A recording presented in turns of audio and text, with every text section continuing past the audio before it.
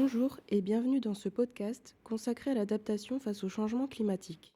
Dans cet épisode, nous partons à la rencontre de Julia, une habitante d'Auxi-le-Château, qui nous présentera comment le changement climatique, et plus spécifiquement les inondations, ont pu avoir un impact sur son quotidien.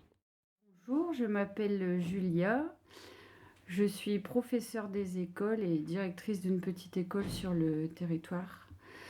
Je suis originaire d'Auxi-le-Château et j'y habite toujours.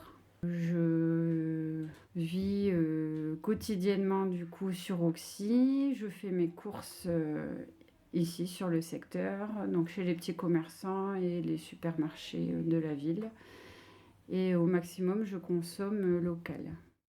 Donc nous sommes au CPIE du Val d'Authie, à Auxi-le-Château, à défaut de pouvoir se voir en extérieur, non seulement parce qu'il ne fait pas très beau, et en plus, voilà, la crise Covid nous oblige aussi à suivre un protocole. Donc voilà, je suis là parce que j'ai été sollicitée pour donner mon opinion, mon ressenti sur le changement climatique.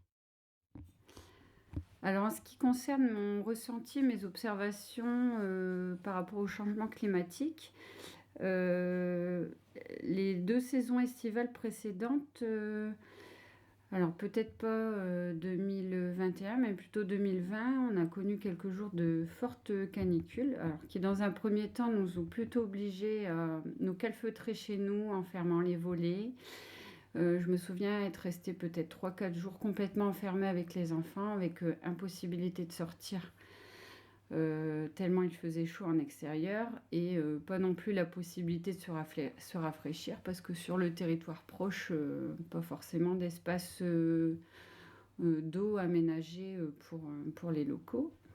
Et après, dans une réflexion plus générale, on a le sentiment depuis plusieurs années que la côte picarde ou le littoral du Pas-de-Calais sont beaucoup plus convoités par les urbains et c'est plus compliqué pour nous, locaux, de nous rendre sur la côte pour profiter un petit peu de l'air frais de la mer dans des périodes où il va faire plus chaud. Donc voilà, c'est plus une réflexion dans ce sens sur les loisirs qu'on peut avoir et sur le secteur et sur la côte locale. Alors en ce qui concerne les inondations, j'ai le souvenir d'une situation particulièrement douloureuse pour les Auxillois. Donc pour rappel, on était au tout début de la crise Covid, donc au printemps 2020. Et la ville d'Auxy a été fortement touchée par des pluies torrentielles. Et il y a un quartier qui a été très touché, donc c'est tout le quartier qui touche le hameau de la Noix. Alors moi j'ai longtemps entendu mes parents et grands-parents dire que ce quartier n'avait pas vraiment lieu d'être puisqu'il a été construit en zone inondable. Donc déjà à l'époque, je me souviens qu'on était un petit peu allé contre nature en bâtissant sur des territoires dans lesquels il y avait de l'eau il y a très longtemps, et d'ailleurs il y en a encore, puisque pour installer le terrain de foot d'entraînement du club d'Auxy, on a dû drainer le sol pour faire cette construction. Donc pour revenir à la situation d'avril 2020, j'ai été touchée, alors non pas de près parce que j'ai pas été victime directement des inondations, mais des proches ont été touchés dans leurs habitations. Les parents d'une amie ont tout perdu pour la 3e fois en à peu près 30 ans. Donc on peut dire qu'ils ont été victimes une fois par décennie ces 30 dernières années. Et on voit des gens dans un désarroi total. Et aujourd'hui, la crainte est toujours là à chaque fois qu'une grosse pluie s'abat sur Auxy, parce qu'il y a ce souvenir des inondations pendant lesquelles les gens ont perdu beaucoup.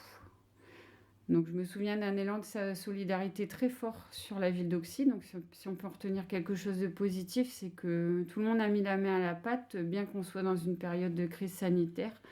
Il y a eu un vrai soutien des locaux, de la commune.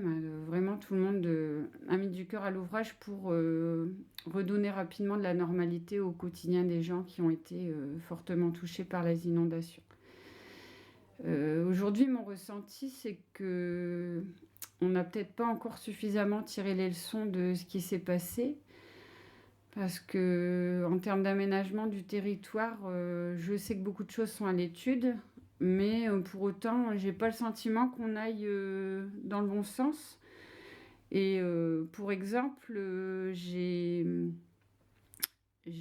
remarqué sur le territoire proche dans la Somme qu'un chemin pédestre, donc c'est la traverse du Ponthieu, avait été commencé à être goudronné à la hauteur de Saint-Riquier. Donc pour moi, c'est un non-sens total, puisque si on met du goudron, on va favoriser le ruissellement des eaux.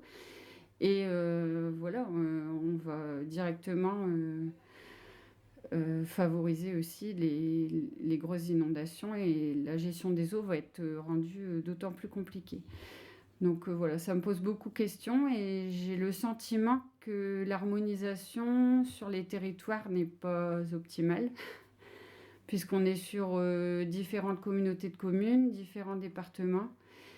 Et peut-être qu'au niveau politique, il faudrait que voilà, les personnes qui gèrent ça puissent se rencontrer davantage et puis harmoniser leurs décisions pour qu'il y ait du sens, et puis qu'on évite de nouvelles situations dramatiques sur le secteur. Alors pour en revenir aux inondations, ou pour poursuivre sur le sujet, je reste assez marquée de l'histoire d'un petit village voisin d'Auxy, donc qui se situe un peu plus en hauteur d'Auxy, donc qui avait été touché aussi par ces fortes pluies, puisqu'on est exactement sur le même secteur, et dans lequel une rivière de boue a déferlé. Et c'est cette eau qui est arrivée ensuite sur Auxy et sur le quartier de la Noix notamment, qui a été dévasté. Et les habitants de ce petit village ont connu une situation dramatique. L'ancien maire du village, qui essayait de porter secours aux administrés, s'est vu emporté par une vague de boue. Il a été retrouvé finalement ensuite à son domicile sain et sauf, mais choqué en fait de ce qui venait de lui arriver. Et on a vraiment le sentiment d'avoir vécu, indirectement pour moi, mais d'après ce que les habitants du village ont pu raconter, une situation presque apocalyptique, et c'était du jamais vu ici. Donc on reste tous choqués, marqués en fait de cet épisode. Alors en termes d'adaptation face à ces inondations jamais vues auparavant, ou du moins pas dans cette mesure, j'ai eu le récit d'une famille qui avait été fortement touchée, qui dans l'urgence, d'abord en voyant l'eau monter au fil des minutes et des heures, ont dû construire des barricades d'urgence à l'intérieur de leur maison, soulever les meubles, mettre vraiment en hauteur tout ce qui craignait vraiment dans la maison pour sauver un maximum de choses.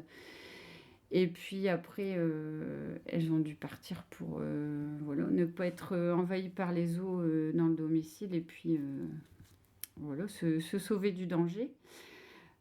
Après la situation de crise, en fait, il y a quelques habitants qui ont décidé par eux-mêmes de faire des constructions solides pour entourer leur terrain, et puis éventuellement freiner d'autres vagues de boue qui pourraient arriver chez eux. Ensuite, au niveau du territoire et on va dire des pouvoirs politiques, je sais qu'au niveau de la commune, voilà, il y a eu pas mal de réunions de fêtes, et notamment des études sur les évacuations des eaux dans les résidences, pour un petit peu observer ce qui se passait en souterrain et voir là où ça bloquait. Donc voilà, il y a des cabinets, il me semble, d'experts qui sont venus observer avec des caméras l'écoulement des eaux pour voir les aménagements futurs à faire sur le territoire. Se protéger de la canicule l'été 2020. Alors bien qu'habitant une maison ancienne qui garde plutôt bien le frais, ça n'était pas suffisant. Donc on a opté pour vivre dans le noir quelques jours. Donc tous les volets étaient baissés et la maison était ventilée uniquement la nuit quand on perdait quelques degrés. Et après, malheureusement, pour se rafraîchir, on était obligé de prendre plusieurs douches froides quotidiennes. Donc c'était très rapide, mais c'était vraiment pour faire redescendre le corps à une température raisonnable et ne pas être trop en souffrance. Alors on avait envisagé une autre option, surtout quand on a 2 enfants relativement jeunes, c'est compliqué d'être l'été et de ne pas pouvoir être en extérieur.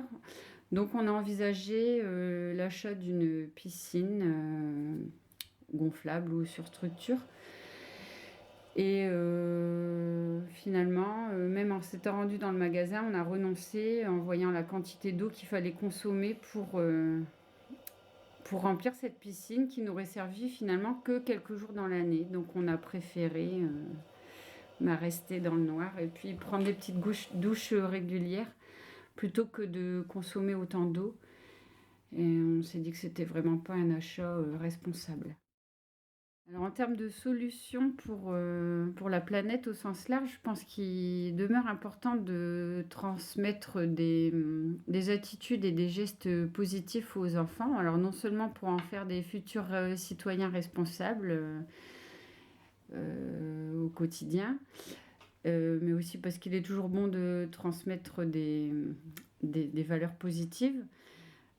Après, je reste perplexe quant à l'impact sur le monde, parce que nous ne sommes pas les seuls acteurs de la planète dans nos petits gestes. Il y a aussi